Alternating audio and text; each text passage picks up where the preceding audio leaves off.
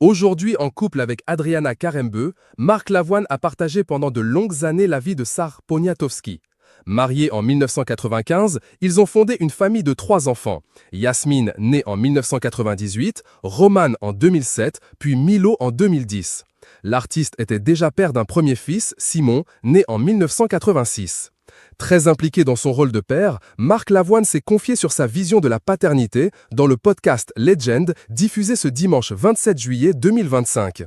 Interrogé par Guillaume Play sur le regard que portent ses enfants sur son métier, l'auteur de Quand arrivent les chevaux, son deuxième roman publié en janvier dernier, a répondu avec humilité qu'il ne s'attendait pas à ce qu'il lui soit fidèle professionnellement.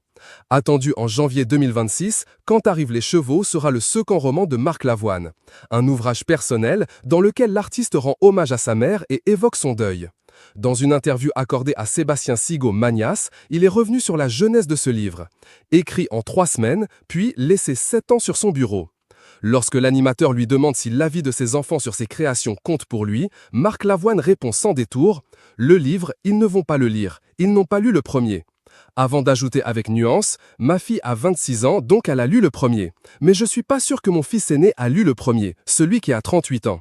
Lucide, il confie que ses enfants découvriront peut-être un jour ces mots, mais plus tard. Mais quand je mourrai, ils vont les lire. Je suis libre. Donc, quand je mourrai, il restera quelque chose et ils le liront. Ils comprendront qui j'étais. Le chanteur et comédien s'est également livré sur sa manière d'élever ses enfants, en soulignant les rôles complémentaires des 2 parents. Je suis quelqu'un qui dit non. Un père, ça doit dire non.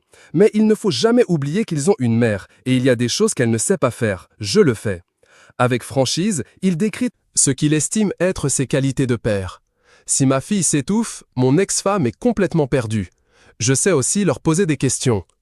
Une relation qu'il décrit avec justesse, faite de différences, mais aussi de complicité.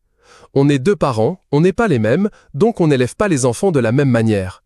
Je suis incapable d'être autoritaire, mais je le suis. Je suis incapable de rentrer en conflit direct avec